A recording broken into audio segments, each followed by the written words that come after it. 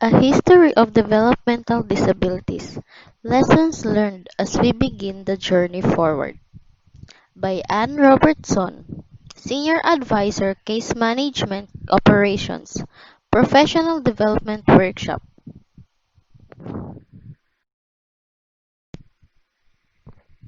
A History of Developmental Disabilities, 1800 to 1950, the Institutional Movement. 1800 to 1850, poor houses or almshouses.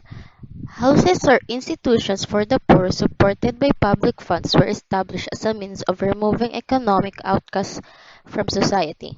Some poor houses were still in use until World War II.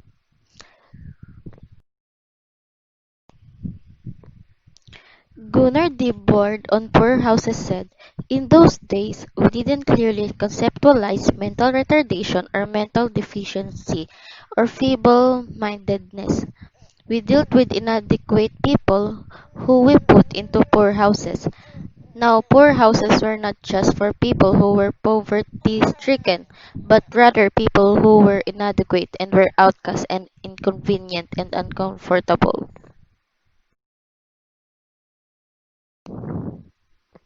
1842 to 1850, European training schools.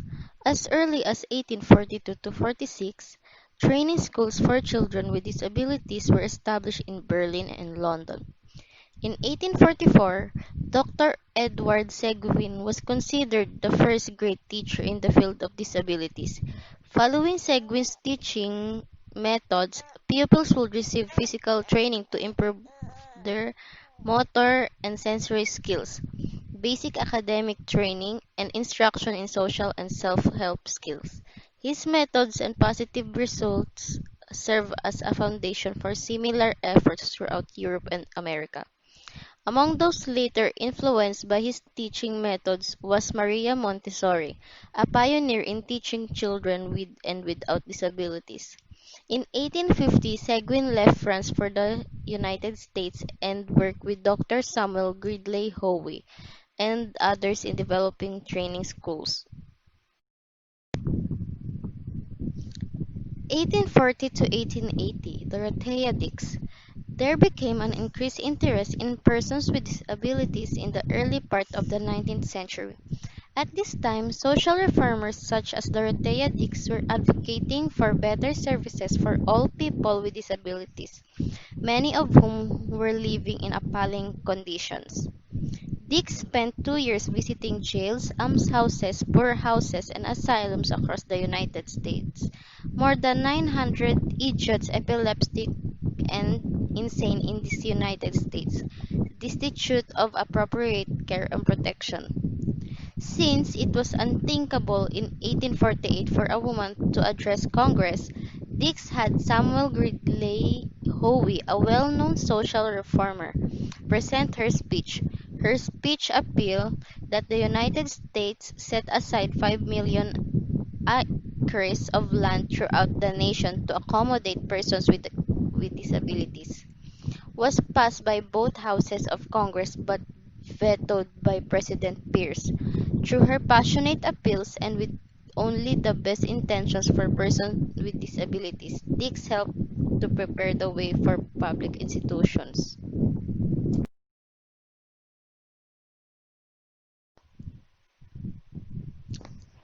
1848, Samuel Gridley Howe. In America, Dr. Samuel was involved in many social causes. He was concerned about the conditions of persons with mental illness, persons with a hearing loss or who were blind, slaves, and groups of people who were politically oppressed. In 1848, Dr. Howe founded the Perkins Schools for the Blind. The first sheltered workshops can be traced back to the Perkins Institution. These early reformers firmly believed in the importance of family and community and wanted their schools to prepare children with disabilities to live with the rest of the society. Between 1847 and 1857, Schools for feeble-minded youth opened across the country. Training schools were considered as educational success, offering hope to many families with children with disabilities. 1847 to 1857, the experimental training schools were a success. Many pupils with mild and moderate disabilities profited from their training. They developed the necessary skills to return to their families and communities.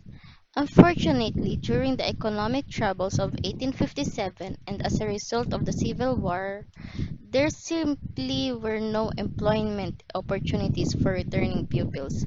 Competition for jobs was already high, with immigrants willing to work for low wages. People who returned to their communities looking for work usually ended up in poorhouses or jails.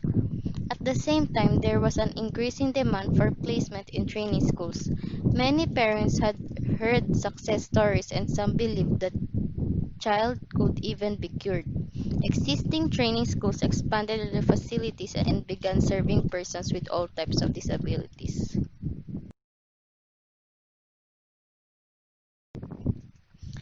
1870 to 1880, from training school to asylum. While the number of training schools increased, the commitment to training did not. The schools quickly became asylums, providing custodial care for an increasing number of individuals with developmental disabilities. As enrollment increased, the commitment to education was largely abandoned. By 1875, a number of states began building custodial institutions. In order to exist, the institutions had to change their focus from a training environment to a custodial environment. Pupils became inmates. The goal of educating pupils for life in the community was changed to training inmates to work inside the institution. Instead of an education, higher functioning inmates were taught functional skills and work for the institution. To reduce costs, slave labor would be a good term to explain this.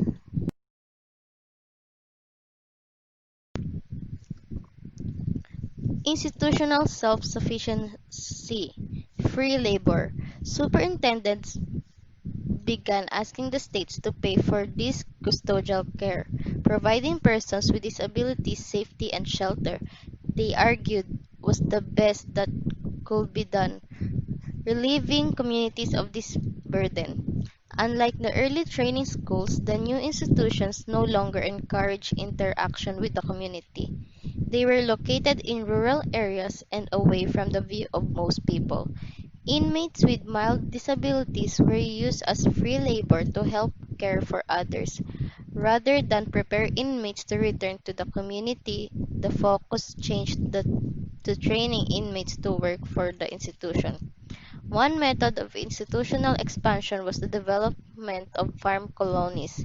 Hard physical labor was required of both staff and inmates to assure that the farms produced enough food and dairy products to feed the large institutional population. 1928 to 1936, worsening conditions. By 1936, federal census reported a patient population of almost 107,000 in approximately 80 public institutions, over 10,000 new admissions per year. In 1928, the U.S. Supreme Court had ruled the practice of compulsory sterilization to be constitutional with the famous Buck v. Bell case, resulting in tens of thousands of forced sterilizations due to misguided fears about people with disabilities and as a method of social control. Overcrowding of institutions worsened as the 20th century proceeded. People could spend their entire day in a one room and often slept on the floor.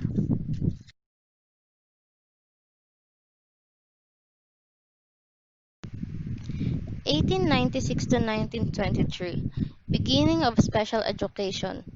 This period was marked by the emergence of special education, as teachers in public schools became aware of the increasing numbers of students with learning disabilities who were labeled back backward or feeble-minded. They called for special classes and teachers to educate them. Rhode Island opened the first public education class in the U.S. in 1896. By 1923, almost 34,000 students were in special education classes.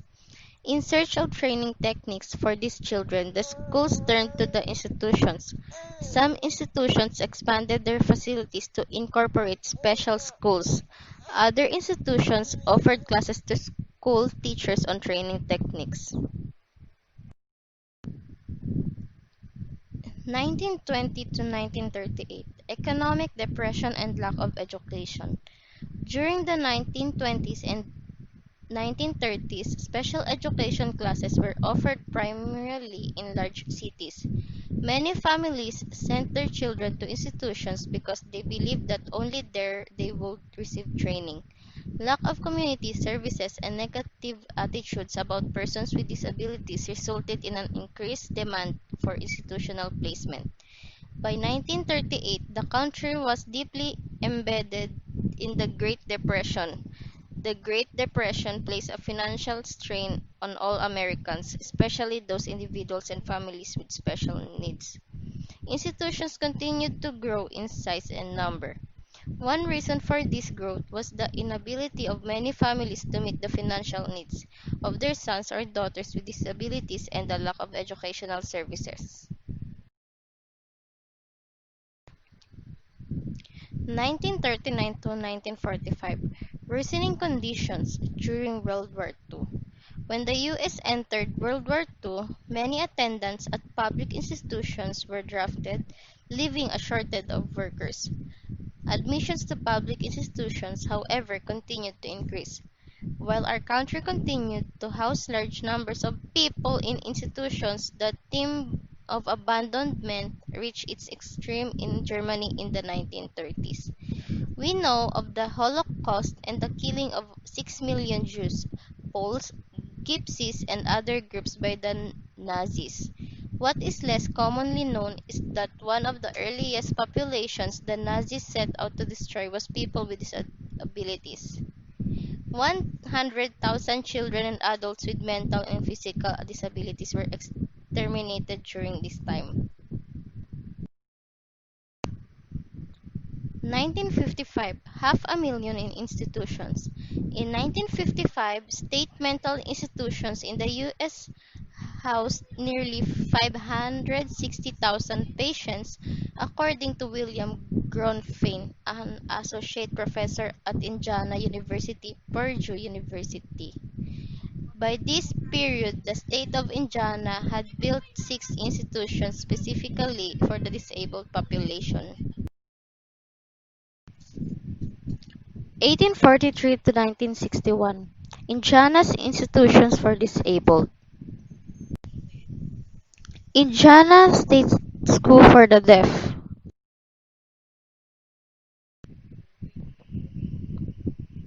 Fort Wayne Developmental Center.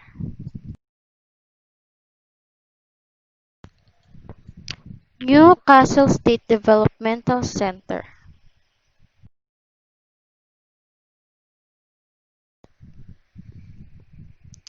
Muscatatuck State Developmental Center.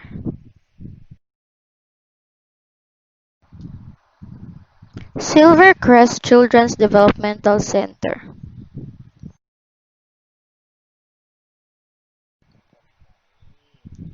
Northern Indiana State Developmental Center.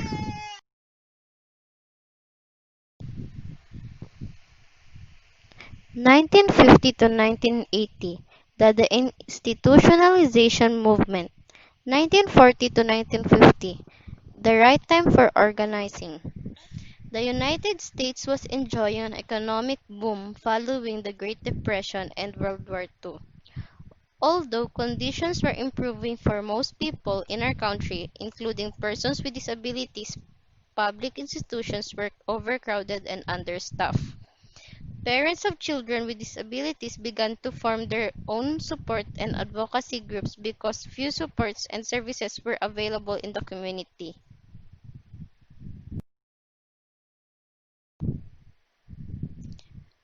1953, the Ark is born. During the late 1940s and early 1950s, there was a reawakening of hope and possibilities for persons with disabilities. Frustrated and angry over poor living conditions and the lack of community services, parents began to organize and demand services for their sons and daughters. The National Association of Parents and Friends of Retarded Children was first registered as a non-profit organization in 1953 and named the National Association for Retarded Children. In 1992, the national organization became known as the ARC. The ARC continues to be one of the most largest voluntary organizations comprised of a family, friends, self-advocates, and professionals.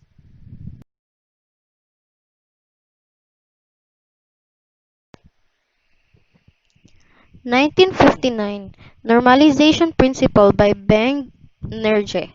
Normalization involves the acceptance of people with disabilities, offering them the same conditions as are offered to other citizens. It involves the normal conditions of life: housing, schooling, employment, exercise, recreation, and freedom of choice. This includes the dignity of risk rather than an emphasis on protection. It involves an awareness of the normal rhythm of life, the principles of normalization, a normal rhythm of the day, eating, sleeping, a normal routine, living, work, school, a normal rhythm of year, holidays, normal developmental experiences, the chance to make choices, the right to live heterosexually, not segregated into men only or women only accommodations, a normal economic standard, the right to live, work, and play in normal communities. 1960 Wolf-Wolfensberger Social Role Valorization. History note: Wolfensberger worked at Muscatatok State School in Indiana. Influential writers like Dr. Wolf greatly expanded the concept and wrote about social role valorization. Wolfensberger's contribution was a description of the role perceptions of people with disabilities. The theory is based on the idea that society tends to identify groups of people as fundamentally different and of less value than everyone else. Work led people to evaluate their own thoughts about devaluation and analyzes its effects.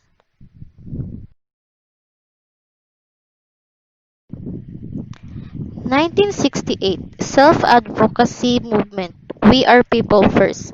One of the earliest uses of the people first terminology, 6 years before the National People First Chapel was started in Oregon in 1974. There are mentally handicapped people living in every community or of our state. With a degree of special help from the community at key times in their lives, they can lead useful lives as workers, neighbors, and friends. The mentally handicapped people are people first and handicapped secondly. 1963 Kennedy's Commitment. We as a nation have long neglected the mentally ill and the mentally retarded. This neglect must end. President John F. Kennedy. President John F. Kennedy, whose sister Rosemary had mental retardation, launched the President's Panel on Mental Retardation and developed a plan to combat mental retardation. Actions were begun to close public institutions and assure that people with disabilities could live in and be a part of the natural community.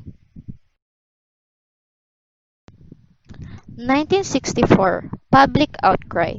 Around this time, Niels Erik Bank Mikkelsen, director of the Danish National Service for the Mentally Retarded, visited a state institution in California. His report was read across the country. "I couldn't believe my eyes," he said. "It was worse than any institutions I have seen on visits to a dozen foreign countries. In our country, we will not be allowed to treat cattle like that. Much of the problem could be related to the gross underfunding of facilities. In 1964, the per diem rate for a person living in an institution was $5.57, about one half the amount devoted to tending animals in a zoo. 1964 to 1966, further outcry. In 1965, Senator Robert Kennedy, accompanied by a television crew, toured the Willowbrook State School in New York and described what he saw during his visit. Kennedy said that residents of these institutions were being denied equal access to education and deprived of their civil liberties. In 1966, Burton Blatt, a professor at Syracuse University, using a hidden camera, captured life inside the public institutions and wrote a photographic essay entitled Christmas in Purgatory. The following year, the essay was published in Look magazine and drew a large reader response. In this essay, Dr. Blatt declared that there is a hell on earth, and in America there is a special inferno, the institution.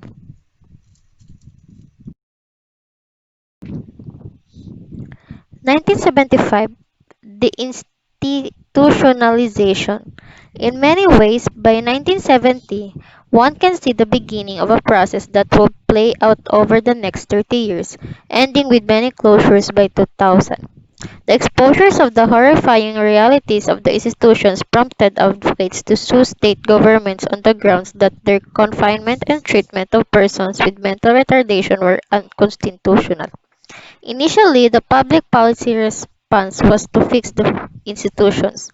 Finally, many states arrived at the close them stage and settled the lawsuits by agreeing to detailed, court-monitored plans to shift residents to smaller facilities and their own communities. In 1975, a new federal law required that all children with disabilities be provided a free and appropriate public education. The populations at institutions began to plummet. Now that families could send their children to school, parents brought them back home. 1972 Census in Indiana's Institution. Table 8 Movement of patients enrolled in Indiana State Hospital between July 1, 1972 and June 30, 1973.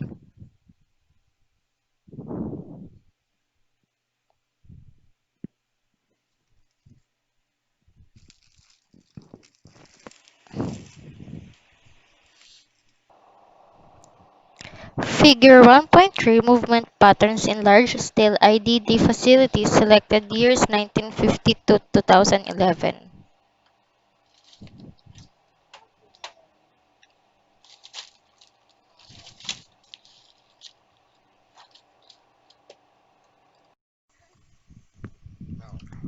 1970 to present Home and Community Movement. 1971 Federal funding emerges.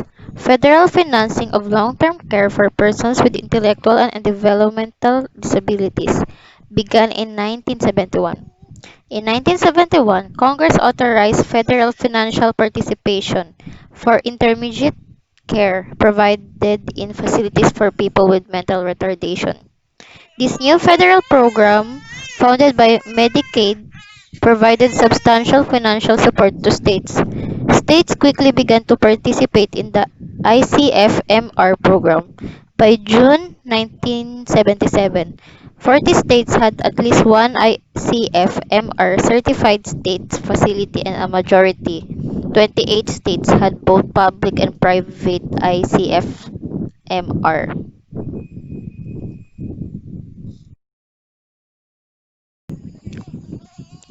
1975 to 1987, ICFMR group homes in the community. In the late 1970s, there was a growing support for the development of community services. Advocates expressed concern that the ICFMR program had created incentives for maintaining people in large institutions through Medicaid cost sharing. Funds were diverted that could have been spent on community service. The interest in community ICFMR development federal interpretive guidelines were issued in 1981 to support efforts to develop ICFMR group homes in the community. Immediately following the issuance, the number of such settings began to grow steadily.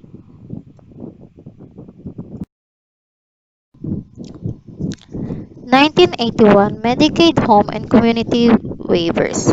But a far more significant event in 1981 was the beginning of the Medicaid home and community-based services waiver program. 1981 Katie Beckett. Katie Beckett was a young child who was on a ventilator since birth and was unable to go home from the hospital. Katie, born in 1978, had already spent her first 3 years of life in an Iowa hospital. While Medicaid rules allowed for the continued payment of hospital costs, they did not allow Medicaid to pay for the cost of home care, even though home care would have been far less expensive. President Ronald Reagan invoked her case as an example of irrational federal regulation in 1981, a crucial moment in the movement toward government support for home health care. Due to this advocacy on the part of Katie's mothers, the rules for using Medicaid were waived so that Katie could receive services in her home rather than in an institution. The first Medicaid waiver was approved. Katie finally made it home on December 19, 1981 after Medicaid was pushed to adopt an exception to their home care policy.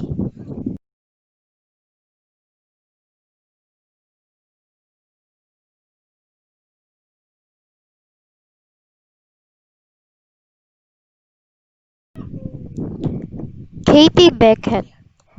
Today, this monumental legislation is still referred to as the Katie Beckett Law, and now over a million individuals who will be living in hospitals or care centers are cared for at home and in their communities. Katie's life and legacy will long be remembered. She became an advocate and spokesperson for people with disabilities and special health care needs. Katie's mother is now known as a pioneer in the civil rights movement for people with disabilities and the inspiration for regulations that have allowed more than 500,000 disabled children to live at home since 1981. Katie Beckett, who inspired health reform, dies at 34 May 22, 2012. Died on Friday, May 22, in Cedar Rapids, Iowa. In the hospital where she was born, she was 34, more than three times the age her doctors had predicted she would reach. Thank you, Katie.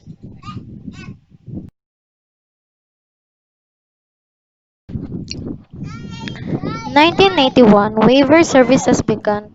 The Omnibus Budget Reconciliation Act of 1981 granted the authority to waive certain existing requirements of Medicaid. Home and community-based services for the aged, blind, and disabled began.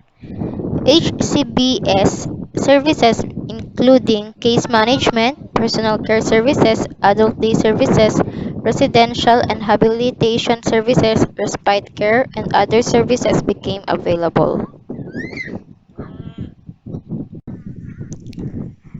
1977 to 2011, small ICF, MR, and HCBS growth in Indiana. Following the authorization of HCBS, states quickly recognized it to be a significant resource for funding community alternatives to institutional care for persons with ID or DD.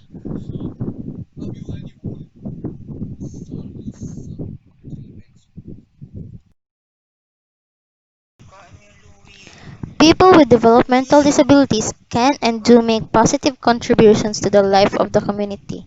The evidence and experience of people indicate that life in the community is better than life in institutions in terms of family contact, frequency and diversity of relationships, employment, individual development, community connections, leisure, recreational, and spiritual resources.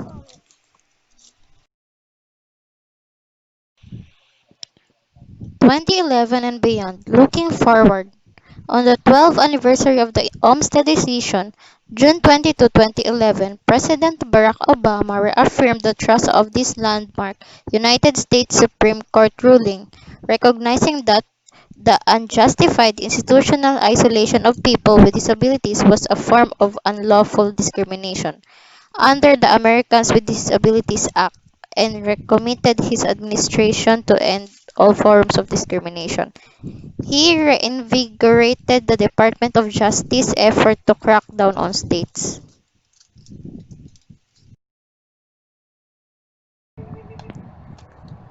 2014 Center of Medicaid and Medicare Services issues new regulations. All states must evaluate HBCS and within 5 years ensure all settings must demonstrate the qualities of home and community base. Ensure the individual's experience in HCB and not institutional in nature. Does not isolate the individual from the broader community.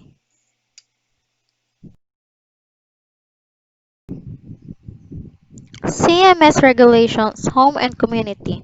Questions we must ask. The setting is integrated in and supports full access of individuals receiving Medicaid HCBS to the greater community. The setting is selected by the individual from among setting options including non-disability specific settings. The settings ensures an individual's right of privacy, dignity and respect and freedom from coercion and restraint. The setting optimizes but does not regiment individual initiative, autonomy, and independence in making life choices. The setting facilitates individual choice regarding services and supports and who provides them. Build stronger community capacity. We have just left a century that saw the unimaginable growth and decline of institutions in every state in the country. We have just begun a century that may very well see the last one closed down.